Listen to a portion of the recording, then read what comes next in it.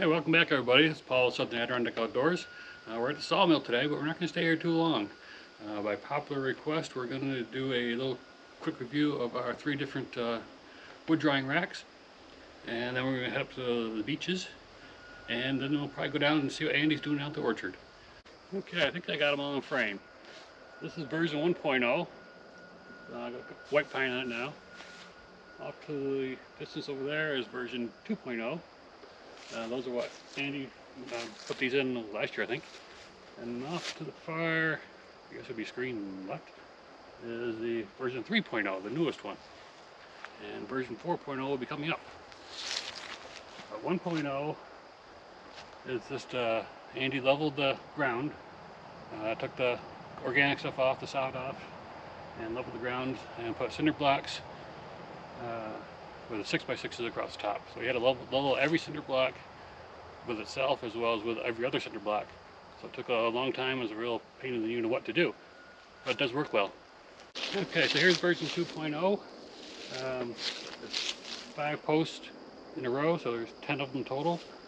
2x6s crossing to form the bunks. The posts are down 4 feet, I believe, into the ground. I've got a stack of cherry on it at the moment. And this works well. The only problem with this, if you had an odd length and you wanted to end it in here, you don't have a bunk blade on, so you got to make adjustments accordingly. But it works well. Okay, we're down by version 3.0. This is the latest, obviously, and this has all the big tooth aspen on it that Andy and I cut the other day. Turned out very nice, by the way. I call it vanilla wood. But anyways, version 3.0. is on posts at 4 feet in the ground, 6x6s with pressure treated bunks going the long way, not across but the long way. So we got one here and a set over there as well. Ignore that cinder block, and this block is just a remnant of construction, a second hand. So this is 2x10s on 6x6s, 4 feet in the ground. Raise everything up a foot. And the 2x10s on. These are purchased, they're pressure treated, but I'll fess up. But the posts are actually black cherry, 6x6s, 4 feet down, so they're about 6 feet long. And this worked out good, but it was a, let's see, how long did it take? It was a full 2-day project. We got a post hole driller to do all 10 holes. Of course, none of them perfectly aligned, no matter how good you try to do it. So this end is a little narrower than that end, but it works. And you may be asking, well, how do we stack?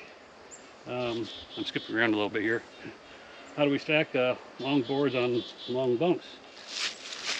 I think you can probably see down here are 6x6s that are going crosswise, and they're not affixed to anything. So we can move those anywhere we want.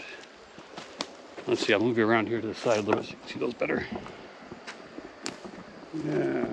Let's see. There we go, that'll do. Move an angle, but oh well. So these 6x6s aren't affixed to anything. We can slide them along these like rails, essentially. So if we have shorter or longer ones, we can adjust the bunks accordingly. But this did take a long time to put in. Drilling 10 holes down 3 feet, then another foot by hand, getting everything to line up. And pressure treated wood is one of my least favorite woods to work with. But it does work, but it was a royal pain in the you know what to construct. So version 4.0, I'm going to turn you to your left a little bit. You can see we have some more 2x10s over there, 16 feet long. The version 4.0 is going to go in this area. Eventually. I'm not using the road today. I'm trying to do it without it because it's a pain in the neck as well. I'm not used to having to use a tripod for everything. So version 4.0 is actually going to be similar. We're going back to ground zero.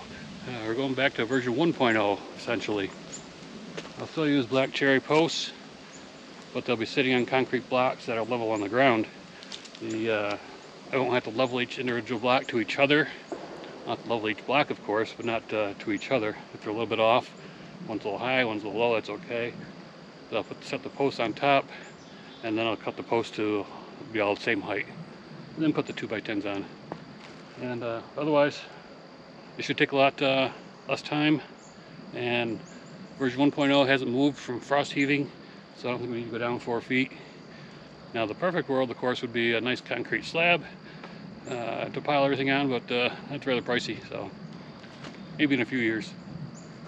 So anyways, so those are the wood racks, and now we're gonna go off to the beach.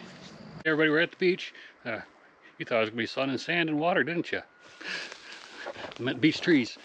And here's a typical American beach. It is nice, smooth, gray bark, little modulate. What do you call it? Mottled, little mottled. I think it's called. A lot of people also call it elephant leg tree, I believe, or elephant tree, just because they tend to grow big and strong and have that gray look to them. I had to go search for 2 of them. One, a nice one, and this is a smaller one right here.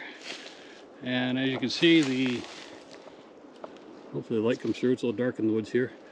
All these little bumps, and there's white specks as well with them. That's beech bark disease.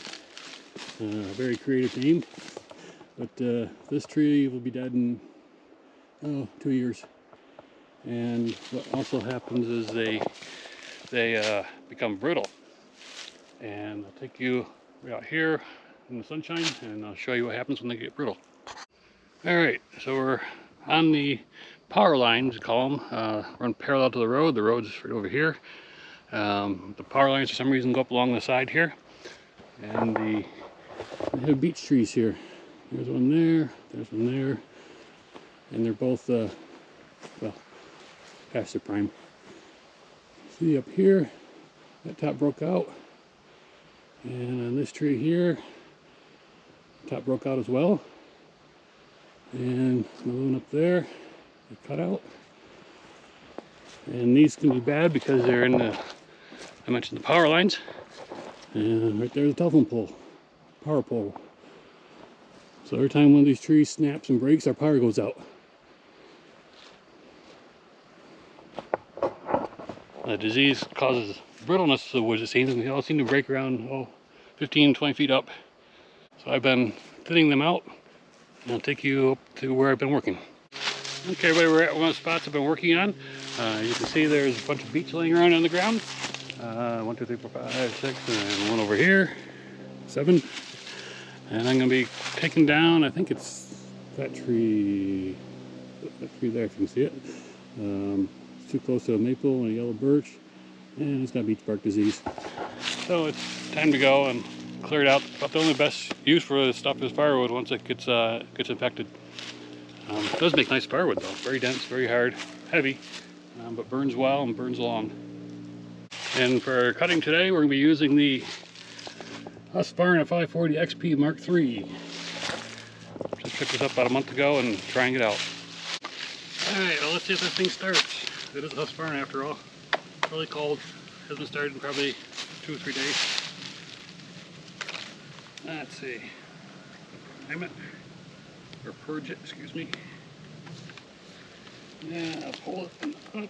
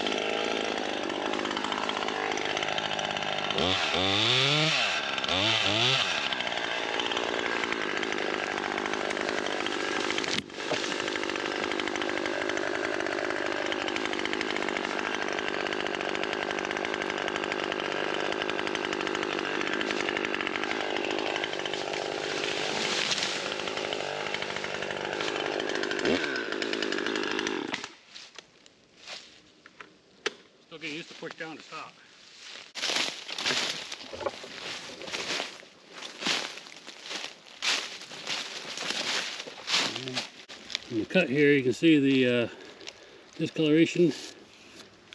So this is definitely a dead tree over here. I guess or that sawmill, I call it spalting.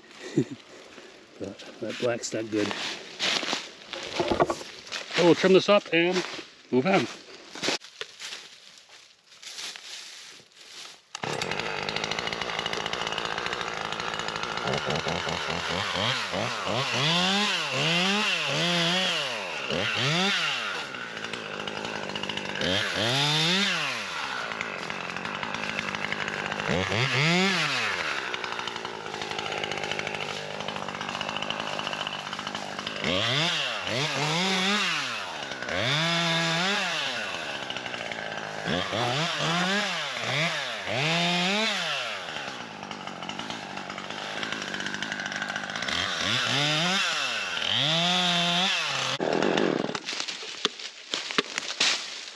Alright, I like to get my stumps low so they don't get in the way of the tractor or gator later on.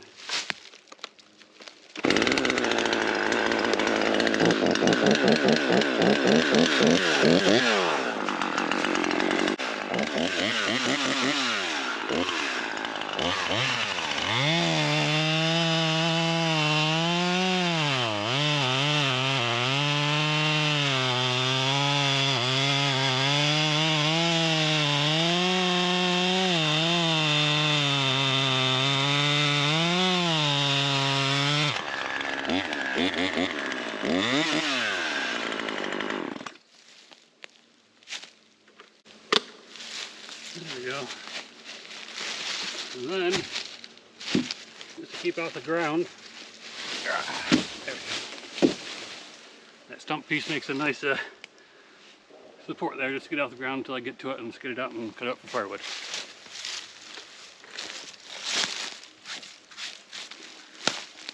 Now here's what the stump of a diseased beech looks like.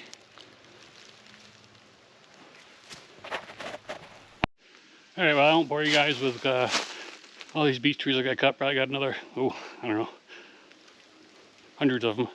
But we'll go down to the orchard and see what Andy's up to. Okay, everybody, we're down at the orchard.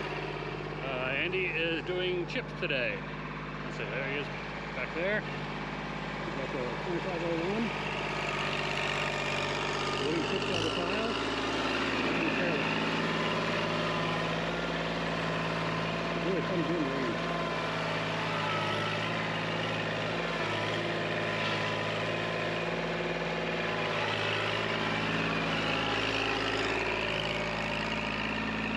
Clean up your trail.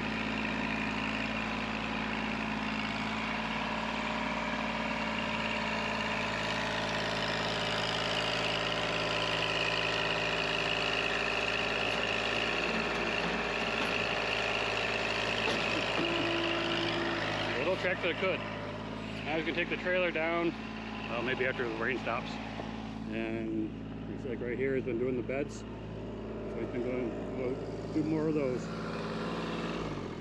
All by hand, shovelful by shovelful out of the back of the trailer. Alright everybody, we're going to get in and out of the rain. Hope you enjoyed this video. So our day's activities, typical day's activity for us. Not getting wet, but please like, subscribe, and be sure to share with your friends. And stay tuned for more. Catch you later. Hanging out the porch down at the orchard, little cabin. Waiting for the rain to stop. Otherwise it'd be a wet mile ride home in the gator. Still at the cabin, but Andy is down. You see that black square down there? I'm zoomed in pretty far with the phone. Shoveling chips into piles. Oh, there's lights just came on the truck. Moving forward. Still raining.